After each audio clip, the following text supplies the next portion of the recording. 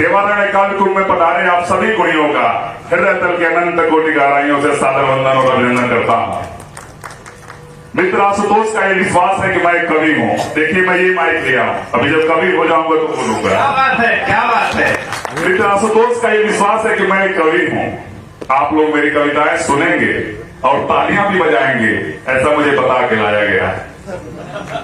तो देखते हैं कि मित्र आशुतोष का विश्वास कितना अटल है और मैं आपके हृदय तक पहुंच पाता हूं कि नहीं, ये तो पंक्तियां निर्धारित करेंगी।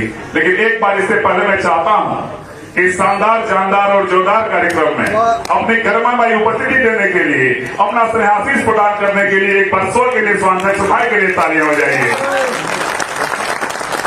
आपकी तालियों से इस खंडे से हाथ में गर्माहट आ गई। तो प्रथम चार पंक्तियां मैं मित्र आशुतोष को ही समर्पित करता हूं। स्वागत स्वागत। कि मौसम गर्म हो चाहे सर्द, झुकते नहीं है खाटी मर्द। मौसम गर्म हो चाहे सर्द, झुकते नहीं है खाटी मर्द। गैरव को भी है अपनाते, अंत तक है साथ निभाते। चाहे जैसा हो परिवेश, सजो के रखते भाषा भेष। अब उस पारितोष की विवाह में किसी ने इनसे पूछ लिया, बड़े स्मार्ट लग रहे हैं। तो इनका उत्तर था, I am not only lagging man, I am also smart, you should know this. तो चाहे जैसा हो परिवेश, सजो के रखते भाषा भेष। पूरा पता बताते हैं। गब्बर कहता था ना कि कितने आदमी थे, फिर पूरा पता बताते हैं। नहीं भी रखते कुछ भी से, वीरों की धरती जवानों का देश, जिला देवरिया उत्तर प्रदेश, जिला देवरिया उत्तर प्रदेश। तो कहना है कि अंधेरों में भटक रहा था, रवि बना दिया। क्या बात है। रवि मतलब सूर्य। कि अंधेरों में भटक रहा था, रवि बना दिया। और मुझे एक कविता ने यारो कवि बना दिया। और वो कविता है मेरे प्रभु श्री राम की। राष्ट्र कवि मैथिली शरणगुप्त के शब्दों में, राम आपका चरित्र स्वयं ही काव्य है, कोई कवि बन जाए सहज संभाव्य है। तो ये हृदय भाव अभिव्यक्ति कर रहा निस्दिन आठों याम, सबकी अपनी साधना, सबके अपने राम। बाबा तुलसी कहते हैं कि अनंत कोटि ब्रह्मांड में राम जैसा कोई शब्द नहीं। एक मेरे मित्र हैं सुधीर, उनकी कविता है, उनसे मैं शुरू करता हूं कि अनंत कोटि ब्रह्मांड में राम जैसा कोई शब्द नहीं। जो एक बार बोलिए राम, तो किसी का नाम हो सकता है, संबोधन है। दो बार बोलिए राम राम तो अभिवादन है। तीन बार किसी घटना पे निकल जाए राम राम राम तो संवेदना है। और अगर बार बार उच्चारित होने लगे तो संकीर्तन है। श्री राम जय राम जय जय राम, श्री राम जय राम जय जय राम। और अगर इस संकीर्तन की निरंतरता बन जाए तो साधना है। और अगर साधना निरंतर होती रहे तो सिद्धि है। और अगर सिद्धि मिल गई मित्रों तो इस जीवन की सार्थकता है। मैं ऐसे अद्भुत नाम की महिमा आपके समक्ष गाने जा रहा हूं कि हम सदियों से सुनते आए महिमा अनुपम धाम की, भव सागर की बैतरणी उस दो अक्षर के नाम की। चार वेद का सार यही है, ये भगवत गीता है। मन में लक्ष्य लक्ष्मण है, भक्त स्वरूपा सीता है। तीन लोक और दसों दिशाएं, महिमा सारे वर्णों में। अष्ट सिद्धि नौनिधि के दाता हनुमान जी चरणों में। प्रभु ने कैसी की लीलाएं ये तो सबने जानी है, लेकिन हम क्या सीखे उनसे, बात मुझे बतलानी है। ये प्रश्न खड़ा है, मेरे प्रश्नों के साथ जुड़िएगा। इन प्रश्नों के उत्तरों को ढूंढने में मैंने एक कृति लिख दी, जय श्री राम जी। और अमेजन पर प्री बुकिंग में ही मेरे हिस्से के 15 लाख आ गए।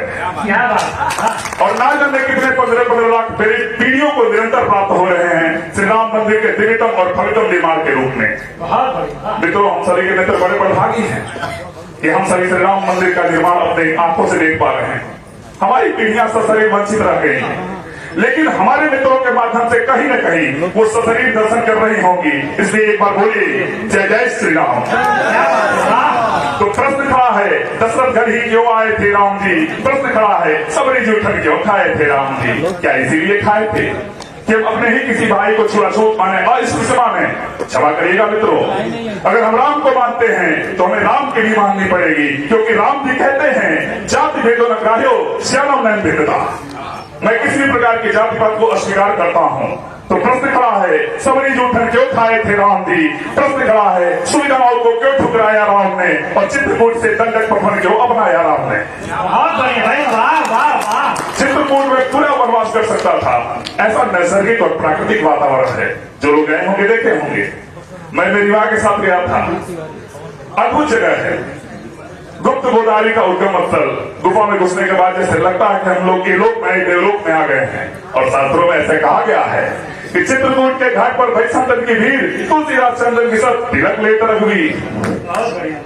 तो चित्रकूट से दंडक पटवन क्यों अपनाया राम ने, उत्तर से दक्षिण तक पैदल क्यों घुमा था राम ने, और अवध की माटी को संग लेकर क्यों छुआ था राम ने।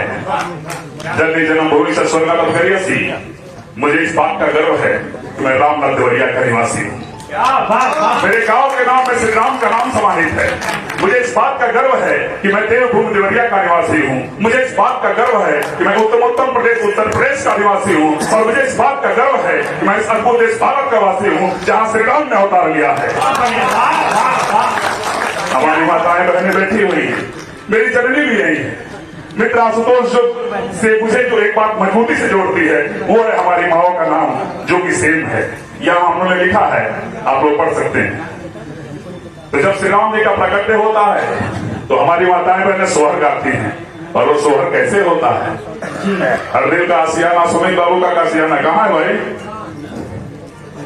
कि जन्म लिए रघुरैया अवध में बाजे बधैया।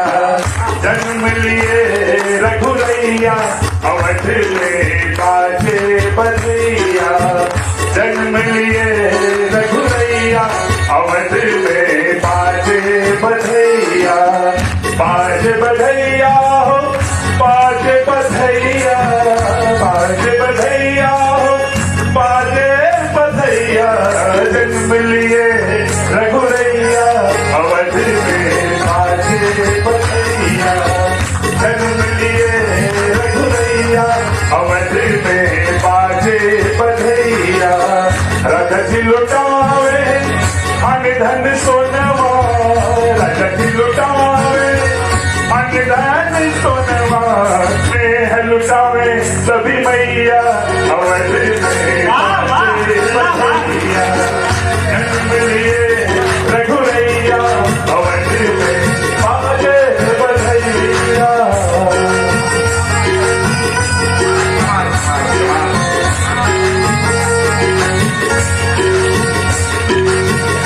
जय श्री राम। तो कहना है कि प्रभु ने आके संबंधों को एक नया अनुबंध दिया। जिस रिश्ते की जो मर्यादा उसको वही प्रबंध दिया। त्रेता में हुए राम जी। उसके बाद संसार के सारे रिश्तों को जिस दर्पण में देखा गया उस दर्पण का नाम है राम। क्या बात? पुत्र कैसा राम जैसा, मित्र कैसा राम जैसा, सेवक कैसा राम जैसा, स्वामी कैसा राम जैसा, भक्त कैसा राम जैसा, भगवान कैसा राम जैसा, पिता कैसा राम जैसा, पति कैसा राम जैसा। और किसी दुष्ट पप्पू ने अभिमानी रावण के कानों में जाके पूछ लिया शत्रु कैसा। बहुत बढ़िया। वाह वाह वाह। देवभूमि देवरिया को बारंबार प्रणाम करता हूँ। हम लोग अपने मुंह से तो नहीं कर सकते, रावण कर सकता है। अखिल कोटि ब्रह्मांड में मर्यादा पुरुषोत्तम केवल भगवान श्री राम के लिए कहा गया है। युद्ध के भूमि में भी भगवान ने रावण के साथ मर्यादा का पालन किया है।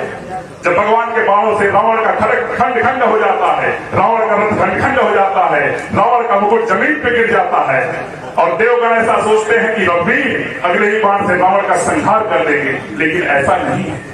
रघुवीर रावण से कहते हैं कि हे रावण, रघुकुल के वीर कभी निहत्तों पर सत्य नहीं उठाते, इसलिए जाओ और अगले दिन अपने अस्त्र शत्रु से सुसज्जित होकर के आना।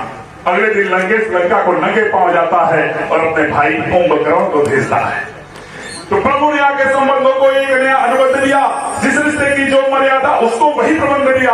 क्या इतना कि रावण को यमलोक को नहीं पहुंचाना था या भक्तों को दिया हुआ कोई उल्टा वचन पुराना था? पर भक्तों की झोली तो वो पल भर में भर सकते थे, सीधे जाके लंका में रावण का वध कर सकते थे। पर भाता है प्रभु को जो। अगली पंक्तियां अगर हृदय तक पहुंच जाए तो ताली बजा दीजिएगा कि पर भाता है प्रभु को जो वो करके उन्हें दिखाना था। क्योंकि राम को थोड़ा सा हमको भी राम बनाना था। क्योंकि राम को थोड़ा सा हमको भी राम बनाना था। आपके हृदय से जागृत हो रहे इस रामत्व को मैं बार बार प्रणाम करता हूँ। यही मेरा लक्ष्य है। संघ पर मैंने 4 पंक्तियां लिखी हैं भगवद पर। कल से मां जगत जगदम्बा का आगमन भी हो रहा है और हिंदू नववर्ष भी प्रारंभ हो रहा है। तो कहना है कि सूर्योदय का रंग है भगवा, सत्य की ये पहचान है, राष्ट्रवाद के रंग रंगा भगवा में हिंदुस्तान है, राम राज्य का सूचक है, हिंदुत्व की ये आन है, वीर शिवाजी का ध्वज है, राणा का स्वाभिमान है और लहरा के ये कहता है कि भारत देश महान है। हिंद हृदय पर सदा सदा भगवा ही लहराएगा, राम राज्य फिर आएगा, राम राज्य फिर आएगा। जय जय श्री राम। और अब मैं